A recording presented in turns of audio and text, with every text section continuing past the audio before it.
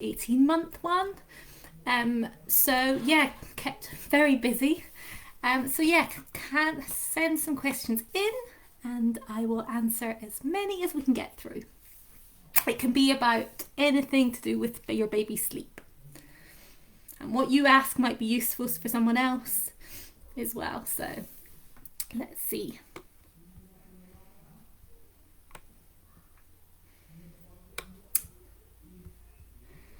See what comes through.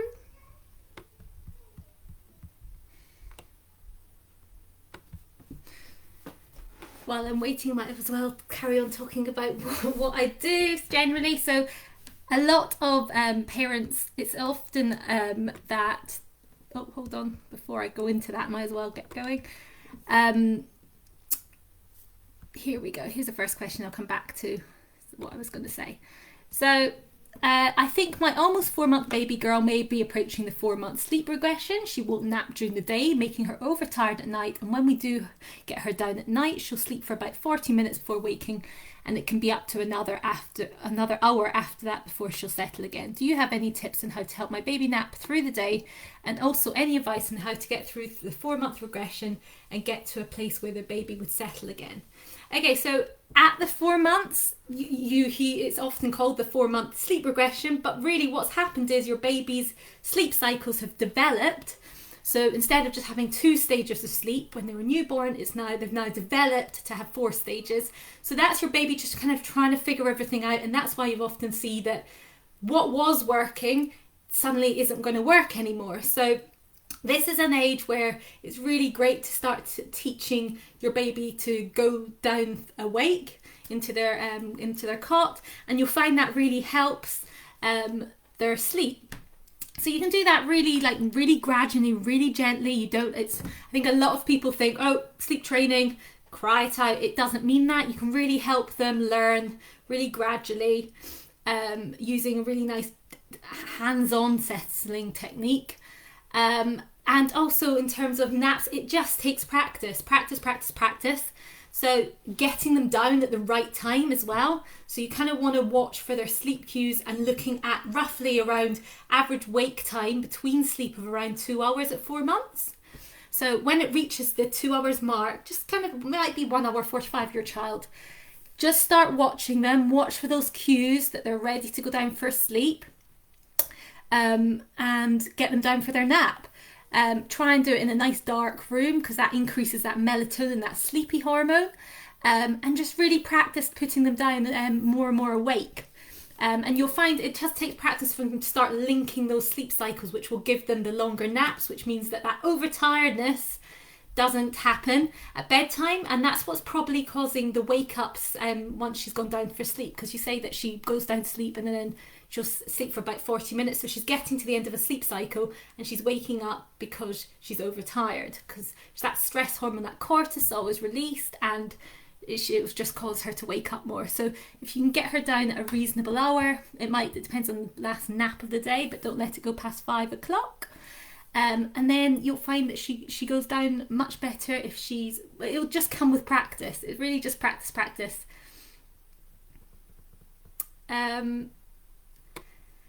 My little boy is 12 weeks old this Sunday. He's my first, so I'm always worried when something doesn't seem right. When he's asleep in his Moses basket or his rocker chair, whenever he's sleeping on his back, he seems to make some really strange noises, like he's struggling to breathe and snore too. I've done some research and come across that babies can get sleep apnea caused by obstruction of soft tissue at the back of the throat, and that babies shouldn't snore. I'm just wondering if anyone else has come across this before. I'm just worrying for no reason. I would say if you have any questions or any doubts about your baby, take a recording of exactly what's going on. I don't feel like, unless I can see what's going on, I can really give you advice. It wouldn't be responsible of me. Take a picture and get some medical advice from your doctor, just to reassure yourself. It could be absolutely nothing. It might just be that he's a bit blocked. So just make sure that you go and just speak to your doctor about this one and get some reassurance. Sorry guys, you probably hear my dog barking in the background. What age is best to start to help baby self-settle, Hannah? It really is up to you. I mean, 4 months is a great age. If parents can, you can do it a little bit earlier if you want. Doesn't mean just it's too young to just kind of leave your baby to cry, but you can kind of really do it gradually, putting them down a little bit more and more awake, and really help support them, really hands-on. Kind of support techniques. I can't go through on this exactly the step by step of what you need to do. It would take me forever, and it's also I'd need to give you kind of more of a tailored advice. But if you want to do more, if you want to learn about settling techniques, you can speak to me directly, or if you do one of the workshops with Let's Talk Birth and Baby, I take you through different settling options, and it's something you can just work on at your own pace. Until baby kind of learns that's a new way of going down to sleep. Kira Knight, why do my contractions happen at night? That's probably not for me. This is a sleep one. So I would probably speak to Louise, the honest midwife who does lives about that. She might be able to give you more advice on that.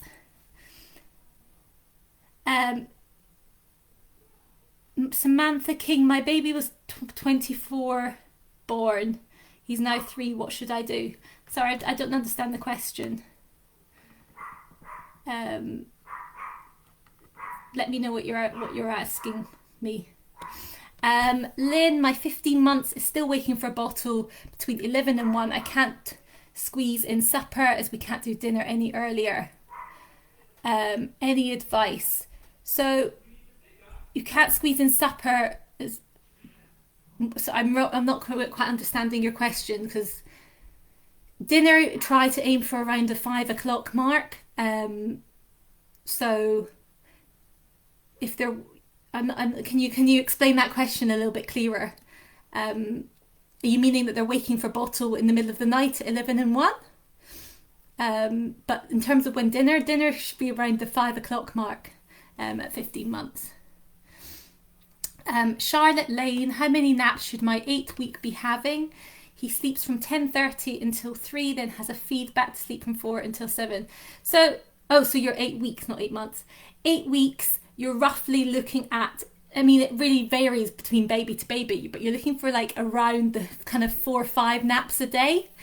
So he sleeps from 10:30 until 3, then has a feed. So he's doing 2 long naps. You might kind of want to split out for the day. It really depends. Like if it's working for you and your baby's sleeping well at night, then that's absolutely fine. At 8 weeks, I would aim to have about 5 hours of day sleep as a total.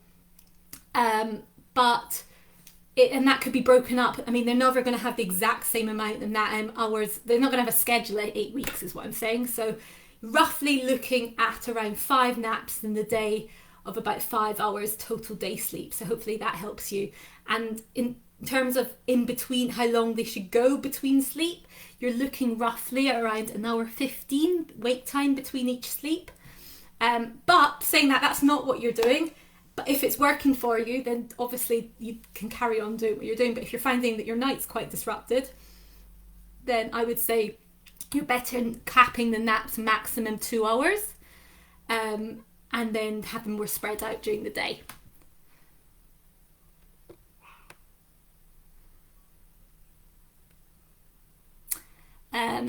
My little boy goes to sleep in his bed perfectly, but wakes at certain times screaming and crying during the night, running to his door gate, and sometimes won't settle for hours. Temperature is fine. He has a nightlight, won't nap during any day now. Is the advice you can give me to try to, please, that I haven't already? I'm exhausted. He's 2 next month. So what time is he going to bed? Is because he's quite young to have dropped his nap. You want to make sure that he's going down at a reasonable hour. So very latest, it depends when he dropped it. But if you're looking, I would say aim for latest 7, maybe even earlier, depends on the child and how kind of adjusted they are to having no naps. But at the beginning, when you transition them to no naps, especially at 2, then you want to give them an earlier bedtime, and that should help with the wake ups. When he does wake in the night, you want to respond consistently. So I would go in don't leave him crying. He's probably just going to carry on screaming. Go in and respond consistently. So offer him support, give him the reassurance. Not a lot of interaction. Just have a key phrase. If you put him back to bed, silently return him back to bed. You can comfort him when he's crying, but just stay back and sit on a chair when he's not crying until he goes back to sleep. And it might take over an hour the first night, and it could happen again on the second night. A bit of consistency, so he knows that that's what's happening. That he's not coming into your bed, he's staying in his bed. And also, if he understands sort of like rewards, you can incentivize. He's 2, so he might not, but it depends. Every child's slightly different. But a bit of consistency of just returning him to the bed, minimal interaction, have a key phrase, and offer him reassurance if he's upset. But just try and don't touch him. If he's not crying, just sit back. Just no interaction at that point, and just keep on doing that, and then he'll hopefully figure it out. But I would say just to make sure he is going down to bed early enough, because he will probably be super overtired, and that can cause more wake-ups.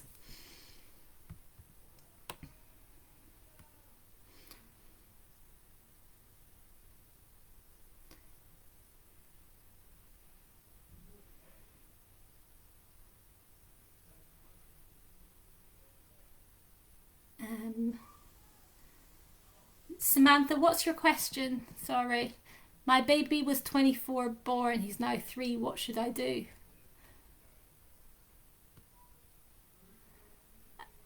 Can you explain what your question is? If you don't want to give him up being in bed with us, then then keep him in your bed. It's up to you.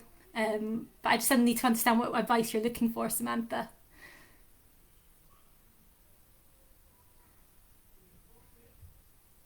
My daughter is 2 and won't go to sleep without touching me. How do I get her to sleep in her own bed? Kira, it's very common too. They have kind of like a lot of awareness of anxiety. Make sure that they've got some sort of like comforter. If she doesn't already have one, really good to introduce one. Just keep offering it to her, and that can be her little kind of snuggly thing that she uses instead of you. And do something. Look up gradual retreat, using a technique called gradual retreat. So offer her that reassurance, but gradually get yourself out of the room as you see her kind of getting better and better. So only touch her when she is crying, and offer her rubs on the back, whatever she likes. She might like her hair stroked, whatever she likes. But when she's not crying, sit back, so that she learns that that she puts herself to sleep, but you're also there to comfort her if she's upset.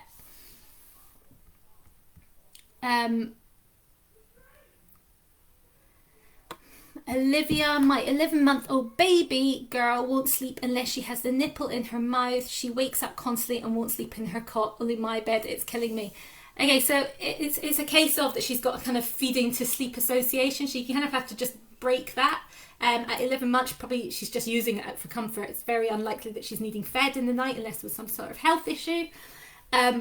You kind of have to choose some sort of settling approach that you are comfortable with, that works for you. If she's quite clingy, I would do something where you stay in the room, and look up a gradual retreat approach. So you're going to offer her that reassurance, and then, as I said before, any sort of crying, offer the reassurance, sit back if she's not, and just gradually move yourself further and further away to closer to the door over a couple of weeks. That's kind of like rough. The concept of gradual retreat, but have a little look and see, because that's probably the best approach. It can take a few, like it might take a week or 2 for her to get in the hang of it, but she will get the hang of it. It's one of these things that you just kind of have to work at, but she'll catch on. But I would also just make sure that she's getting good sleep in the day, her schedule's right as well, because if you're kind of trying to put her to bed and she's overtired or equally undertired because she's had too much sleep in the day, you're going to have a lot of a harder process teaching her to go without feeding to sleep. So just make sure that putting her down roughly, so she's probably on 2 naps, roughly 2.5 hours day sleep maximum, so that's split over the 2 naps. Also wake times, every little one's different, but then she's probably having like 3.5 hour wake times. It's probably right for her between sleep. So just make sure that her schedule's right, use an approach and respond to her. Don't leave her, you don't need to leave her. and just get a teacher to fall asleep without the feed, and she'll catch on.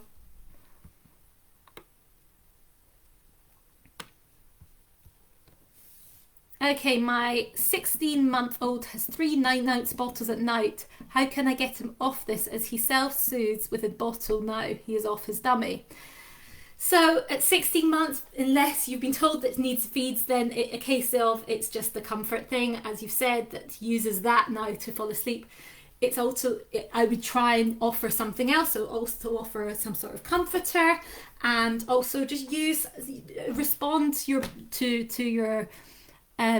your son, but using kind of like, as I said, I'm using a lot of gradual retreats because there's a lot of babies that they're older and they probably are more aware. So stay in the room, offer the reassurance, and get yourself out as and when he starts learning. So it can take some consistency and some practice, but you will get there. My course for the 4 to 18 month would be perfect for you, and that workshop that I mentioned, I think the link was just put up there. But that's what I would suggest. Just also make sure, I don't know what is he on one nap? Usually at this age, they're on average, I find about at 15 months they've dropped to one nap.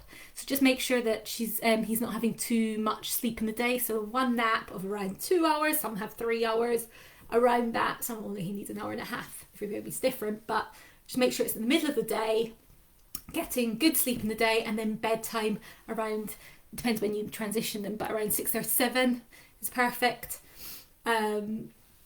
So yeah, it's a case of teaching them to use the feed and to learn to fall asleep themselves.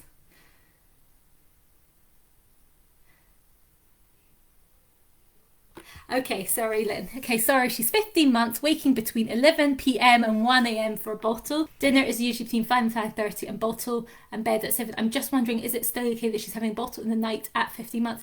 It's not, as in, it's not like, it's not bad, it's just a case of if you are happy waking it, if you continue offering the bottle, it's like if I was offered a chocolate milkshake in the middle of the night, I probably would take it, and you learn to expect it. So she's kind of like expecting it. So if she doesn't need it anymore, which is very unlikely at her age, try and teach her to not need the bottle anymore by kind of settling her using like a settling approach instead of using the feed. Pick a settling approach you're comfortable with and use that to eliminate that feed in the middle of the night. But when you say, is it still okay? If you're happy with that, then carry on. It's a case of what you're wanting to do, but it's up to you. But she's probably not needing. If you're asking, is she needing it for hunger? It's very unlikely anymore. Often they've given it up by then. The middle of the night feeds. Does that make sense?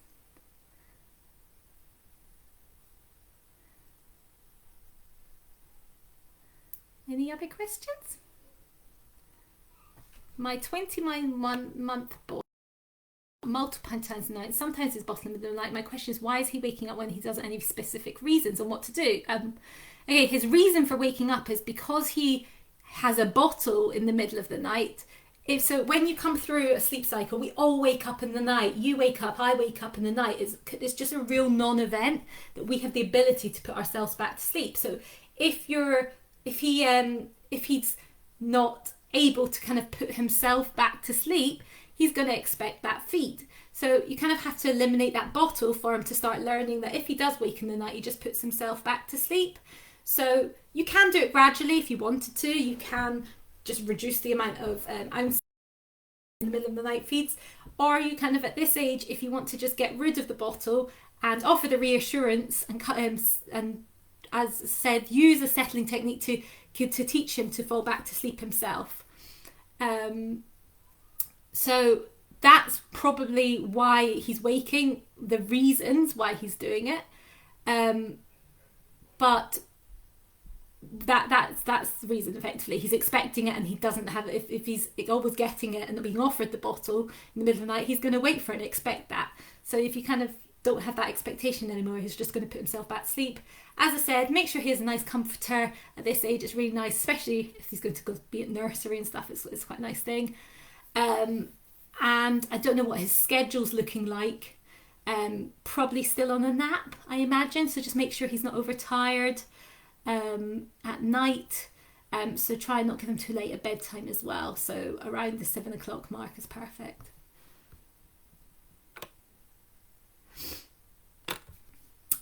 My baby of 3 months goes to bed earlier, but I struggle to get him back down after the 11 o'clock feed. Not sure if it's teething or wind, but constantly windy. What advice would you give me in terms of naps and timing to help ease, as he's tired during the day and sleeps more, but not at night until early hours? Okay, so it sounds like here that you're giving him more day sleep, so then what's happening is he's maxed out and he's not tired enough at bedtime to see him have longer stretches. So, and you're saying he's struggling to get back down after the 11 o'clock feed. So in terms of how your day should look, roughly, every baby's different. I'm giving you an example here. You need to work by wake times. So it's not going to be a time schedule, far too young for that. They're not going to have, their sleep's not consolidated enough to expect that. So every day is going to be slightly different on length of naps, etc. But roughly on terms of at the 3 month mark, you're looking at wake times, so between sleep, of about an hour and a half between each nap, or even, and in the morning you might just find he needs an hour. Just watch for those sleep cues, but and around those average wake times, get him down for his naps. And that's kind of how you structure your day. In terms of how many naps, roughly about 4 naps a day at 3 months. And in terms of the maximum day sleep, because it sounds like he's tired during the day and sleeps more, so try and max him at 4 hours. So unfortunately that means waking him up. I know you hear the phrase never wake a sleeping baby, but if you want to protect that night sleep, you sometimes have to wake them up. So you want to spread that 4 hours day sleep out across the 4 naps in the day. And that should hopefully make his night sleep a little bit better, so that it makes him easier to get down during the night after a feed. Yeah, hopefully that helps.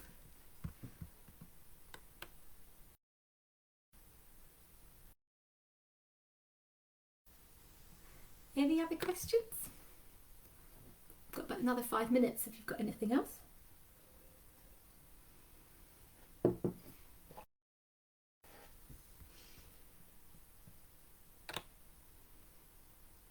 At 6 months, how many hours of day sleep a day?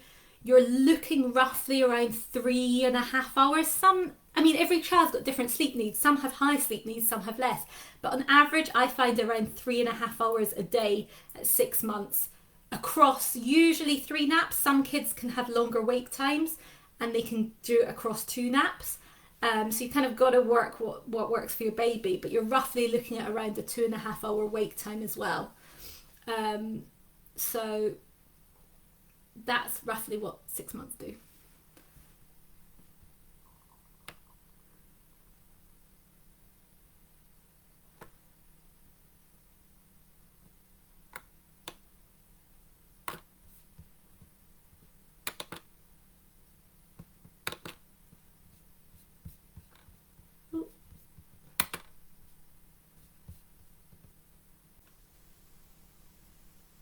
Don't know what's happening now. Saying sorry, we're having a video.